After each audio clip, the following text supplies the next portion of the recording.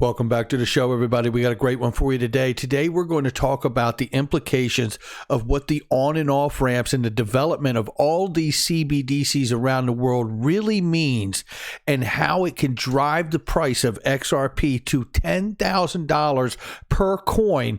And that came from originally a co-founder of XRP, Arthur Brito. Let's lay the evidence out here that we have. I think it's going to be pretty compelling. Let's roll that beautiful intro. Here we go. This is Digital Perspectives with Brad Kimes. Subscribe for new content notifications. Now, here's Brad Kimes. Come on in. Welcome back to the show, everybody. You can follow me on Twitter at BackupBradley above at the top of the screen, and everything that we're talking about here today. 43 cents, 0.4393 cents is where we are this morning. Let's get right into this because we've been ranging between that and 45 cents. And let's take a look at this because I want to lay this out as tightly as possible. And we do have some video clips to look at, and you need to hear every single bit of it. So let's get started. CBDC testing platform is active with the Bank of International Settlements. Now, when we get into this article, I just want to show you this. There's a couple things I wanted to point out here because this comes from the Bank of International Settlements and Benoit Coyer, the head of the Bank of International Settlements Hub of Innovation. So it says right here, in addition to the CBDC testing platform, the Bank of International Hub of Innovation will also work on, we'll call that BISHI from now on, will also work on technological research and prototype of a tiered retail CBDC distribution architectures on a distributed ledger prototype to issue, wait for it, tokenized green bonds to retail investors. Ladies and gentlemen, I've been running this up to your flagpole for the last few days, and the idea that XRP may itself see a bond-style designation that allows it to be a security but still work with the utility that it has. Let's just keep reading. The program shows, or the head of the BISHI, Benoit Coyer, commented on the annual work program. These tokenized green bonds to retail investors are something to really pay attention to. I did a whole thing about how they did bond issuance during 1913 during the pandemic then, when everybody was wearing the protective gear and going through the same exact thing we were going through with the Spanish flu then. And during the World War, they were also having that pandemic at the same time. Now, hopefully, we avoid any kind of physical war, but notwithstanding, that situation was very similar, and they introduced government bonds at the time and had a bunch of propaganda and stuff rolled out, celebrities that offered them. I mean, couldn't you just see something like this for Green Bond and New Energy and the New Green Deal and all of these things being a part of this motion as we switch over and begin to tokenize everything, not only CBDCs, which are digital dollars, but we have to tokenize a bond market to bring it with it, right? If you don't have a bond market tokenized, you don't have anything done the right way. So let's keep reading here. The work program shows our commitment to exploring in the most practical ways how to best harness technological change for the benefit of central banks and create public goods to support the global financial system. We look forward to taking on the challenges of the years ahead together with our partner central banks. So the new CBDC initiatives will be carried out across 3 innovation hubs, Hong Kong, Singapore, Switzerland, as well as in new centers in Europe and North America. Well, that's interesting. Planned for this year. BISHI Center in Singapore will focus on developing the wholesale CBDC testing platform, while Hong Kong Center works on the Green Bond Tokenization project. The Hong Kong Center has also been tasked with building a bridge to facilitate foreign exchange transactions using CBDCs. Did you hear what I just said? The Hong Kong Center has also been tasked with building a bridge to facilitate foreign exchange transactions using CBDCs. Things that make you go, and exploring different models for stablecoin issuance. It says here, let's get this last little part. Friday press release also announced that the launch of the new innovation network will see 63 members of the BIS share knowledge about CBDC technology. The goal of the new program is to help central bank around the world build collaboration around financial technology. You know, as Hong Kong Center has been working and tasked to building a bridge to facilitate these foreign exchange transactions using CBDCs, might I recommend XRP? Okay, moving on. This is Daniela Cambone from Stansberry Research, and she does amazing work, by the way. If you're not following her, go hit the subscribe button and notification. And she's talking with Willem Middelkoop, who wrote the book, The Great Reset, War on Gold Endgame. And he has some amazing insights here. I want to spin this for you really quickly. Let's listen to this because it's pretty profound. He starts off talking about revaluing gold. The conversation, just to set the tone here, is really about a new anchor for a new financial system. Let's let him tell you. Just like what happened with the palladium price. And what also could happen with the gold price, right? What we're seeing happening in silver, can it not happen in gold, Willem? Yeah, you introduced me and said that I think gold will become the anchor of the new system. Well, it's a little bit more complicated, but what I always say in the big reset, we need to find a new anchor for world's financial system. So we need a successor for the dollar, and that's what also Mark Carney, as the central bank or the Bank of England governor, said in Jackson Hole in 2019. We need to find a new anchor for world's financial system. Very quickly, just so I can bump in here, this is the speech from Mark Carney that he was talking about. It was in August, and it was the Jackson Hole, Wyoming event, and we covered it when it happened. And I'm not going to read the whole thing to you. You can breathe a sigh of relief. But I am going to show you in here that he talked about using something like a synthetic hegemonic currency would best provide the public sector, perhaps through a network of central bank digital currencies. Synthetic hegemonic currency would be that neutral reference point asset. He does go on to say, given the scale and challenges of the current IMFS and the risk in transition to a new hegemonic reserve currency like the renminbi, he's suggesting that the dollar over in China, not the yuan, but the renminbi, could serve as this, and SHC could dampen the domineering influence of the U.S. dollar on global trade if the share trade invoice of synthetic hegemonic currency were to rise. Shocks in the U.S. would have less potent spillovers through exchange rates. Trade would become less synchronized across countries. By the same token, global trade would become more sensitive to changes in conditions in the countries and currencies in the basket backing that said synthetic hegemonic currency. So let's keep listening here to the comments. He has much more to say. Let's listen.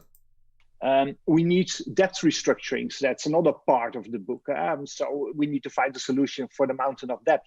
And just know that he said debt restructuring. That's going to become very important when we talk about how XRP could get to $10,000 per coin.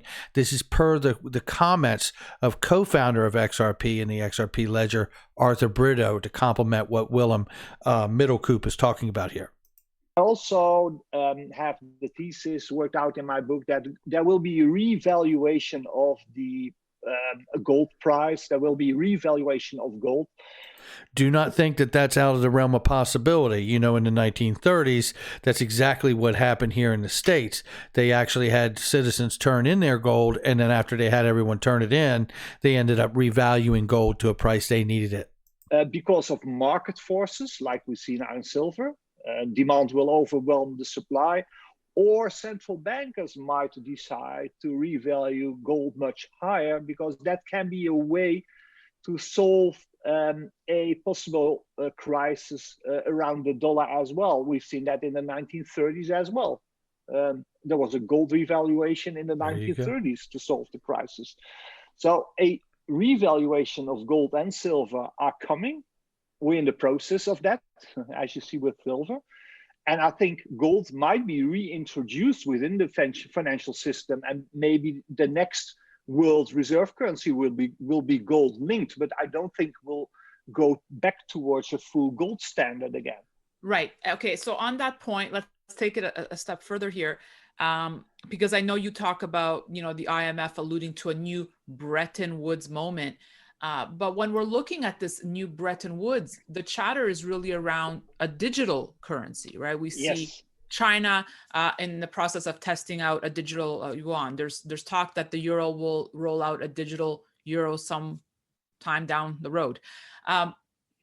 So this talk of a gold standard almost seems to have died and been overtaken by digital currencies. Don't you think? You're right.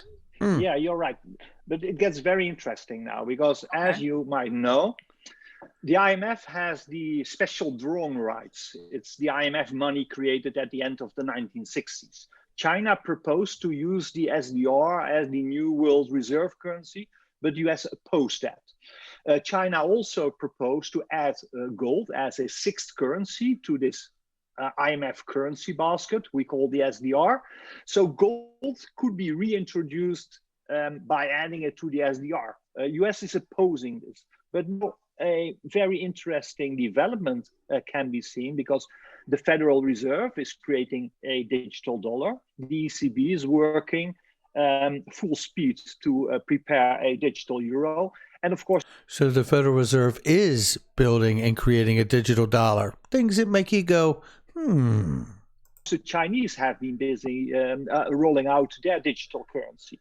And the idea is now that once we have rolled out all these digital currencies, we could make a mix of all these digital currencies, create a new basket of digital currencies, and then we could put gold also in that basket, or use gold collected by all central banks from China, Europe, and the US as a foundation for this new digital currency. The jury is still out. We don't know what will happen, but it's very clear that central bankers are working on building the foundation for a new anchor for the international monetary system, as the Bank of England governor proposed during his speech in Jackson Hole 2019. So there it is. So, and this is the speech again that he proposed that in. And I just want to go now just to debunk something because, you know, they talked about, you know, the digital yuan or the renminbi, whether it's in Jackson Hole's speech that Mark Carney gave when he was the or governor of the Bank of England then, or whether it's the suggestion of the renminbi. I think we're more than likely to see what is said at the end of Mark Carney's speech, where he talks about the idea of a multipolar global economy that is emerging. Now that seems more like where we would end up going here. But let me get here. This is Jim Rickards, and he's going to lay down to you why you're not going to see a reserve currency of the digital yuan or the renminbi. Let this roll a minute. You're going to want this. Has anything to do with the status of the Chinese yuan as a global reserve currency. The yuan is not a reserve currency. It will not be, probably in my lifetime, maybe never. And I'll tell you why. Because a lot of people don't understand what a reserve currency really is. You know, you get a report from the IMF and it says, you know, 60% of global reserves are in dollars, which is true, and about 25% are in euros, which is true. So 85% of global reserves are in dollars or euro, which means the only meaningful exchange rate in the world is the euro-US dollar cross rate. Everything else is working around the edges. You got some sterling and yen and Swiss francs and a couple other things. Aussie dollar is tiny, believe it or not, good currency, but not a big part of it. And China's like this kind of invisible 1% sliced down at the bottom. But it's not as if, and China has $1.4 trillion in its reserves. But here's the point. It's not as if they have pallets of $100 bills stacked up in the basement of the People's Bank of China. They don't. You invest in securities. In other words, they're dollar-denominated securities. So it's not actually dollars. They're treasury bills, notes, and bonds denominated in dollars. So the thing that makes a reserve currency is not the currency, it's the bond market. You need something to invest in with maturities. You need, so you need a liquid bond market with different maturities, different interest rates. You need dealers, you need auctions, you need payment and clearance systems, you need repo or repurchase agreements, futures, options, when issued trading, custodians. The rule of law, there's a whole massive infrastructure, which we started working on when Alexander Hamilton was, advising George Washington, and we've been doing it ever since. And others, Bank of England has done the same. China doesn't have any of that, none of it. There's no significant Chinese bond market. They don't have the infrastructure of banks and dealers I described. They don't have the physical infrastructure, and most of all, they don't have a rule of law. You can't throw a Chinese, trust the Chinese as far as you can throw them, and so they have no.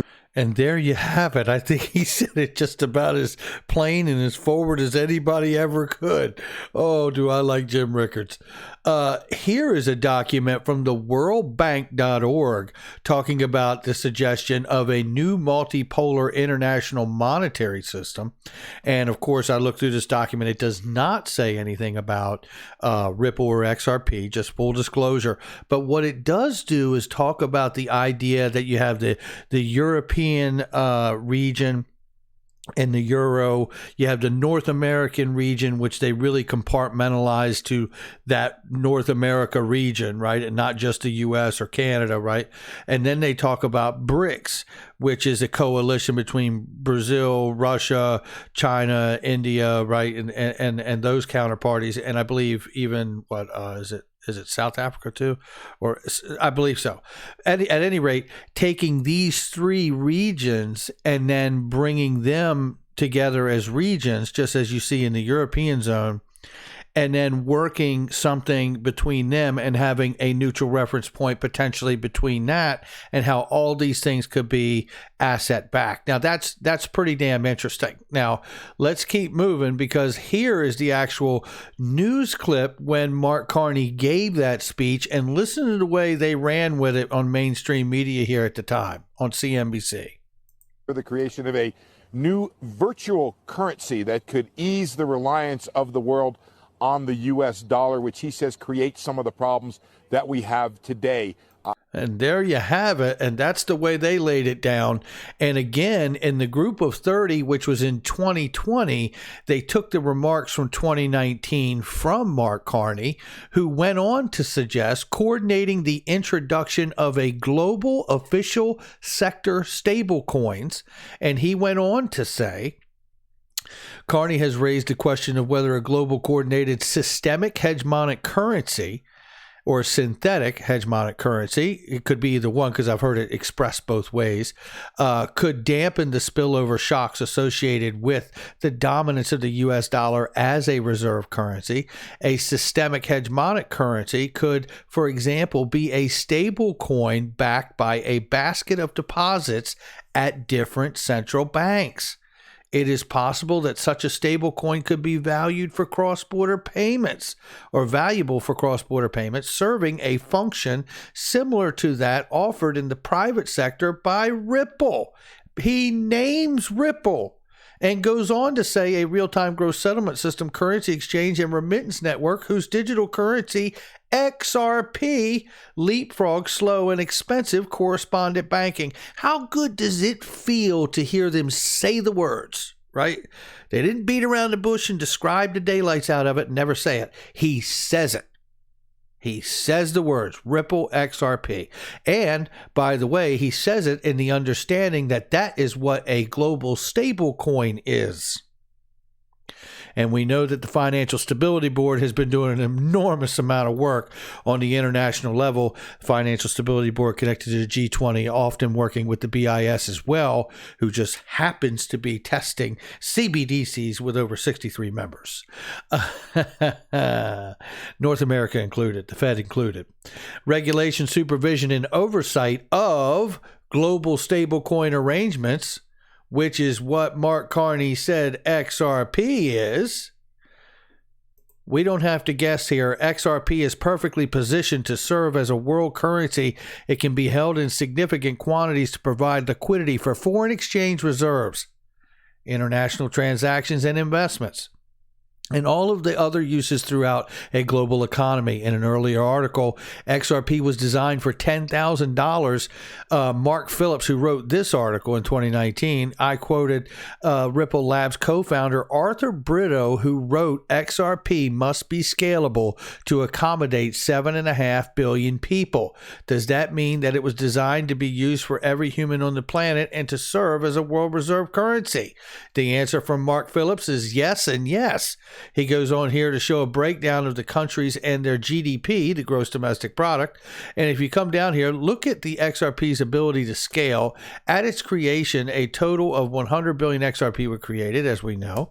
No more can ever be created, so it's deflationary in nature, setting aside the fact that some of these XRP have been burned or lost. 100 billion at a $10,000 value per XRP would provide 1 quadrillion in total value.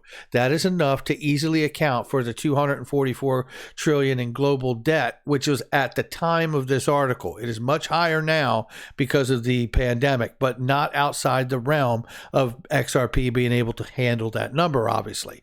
But by its very nature, XRP is highly liquid with fast transactions and settlement times. It's also inexpensive to use if it's used as a de facto reserve currency.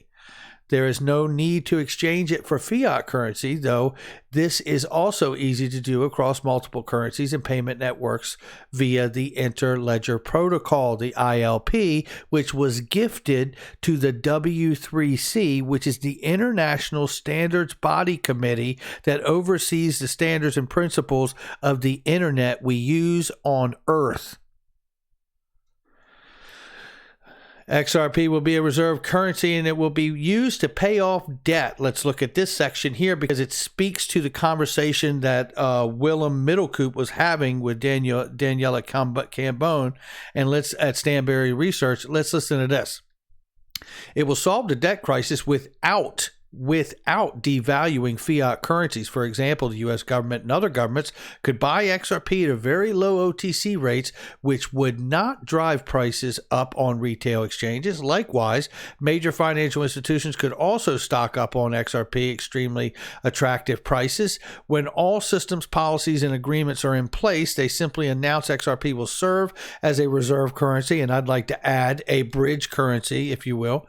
This drives utility and demand, which rapidly increases the price of XRP. The governments could then settle their debts using XRP, which would not devalue their fiat dollars because they would not be printing additional dollars or other fiat currencies to accomplish paying off the debt. Now, this is something we have talked about an awful lot on this channel. I want to remind you that when he says here, U.S. governments and other governments could buy XRP at a very low OTC rates. The SEC lawsuit says, in fact, and I've covered it extensively here, that Ripple Labs was successful in widespread adoption of XRP through non-cash agreements.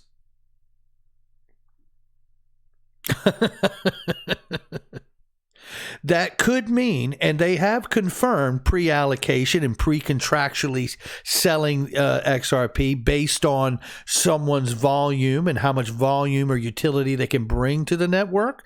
So this makes a lot of sense to me, and this is easily how you could see the price of this asset XRP becoming $10,000 per coin easily, to be able to handle the level of transactions that happen daily to the tune of around $5 to $6.5 trillion daily that all the banks and payment providers and sophisticated financial institutions could contribute to create this pool of XRP to be able to settle these things daily and to drive the price of that asset up through the roof to $10,000 or even more at some point. Because look, the mantra for them at Ripple, all the money. All the money. This is what they mean by all the money. And driving the value of this asset up would certainly allow them to be able to pay down their debt because they didn't have to print additional dollars to do so. That's my thought on this day. I mean, this is really it right here. XRP designed for $10,000 per coin. Don't believe me when I say it, but you might want to believe the co-founder of the XRP ledger, Arthur Brito, when he says it. That's going to do it for me. Hit the like and subscribe. Leave a comment below. Make sure you share with somebody you know and hit that notification bell so you don't miss a thing. Make sure you check out all the links in the description box and the comment section. Unstoppable Domains is got one of the best business names on the planet because they're unstoppable. Recently, they have just hooked together with OKX Exchange or OK Exchange, and they now, if you are on there, can send and receive money through your Twitter handle address. And you can also buy the next.crypto, sex.crypto, sold for $90,000. And if this is anything like the .com era, insurance.com sold for over $30 million and many other .coms. So I do believe that the next .com era is going to be a .crypto era. And I believe that Unstoppable Domains is the first one out of the gate to help pursue it. I'm going to catch you all on the next one. Take care.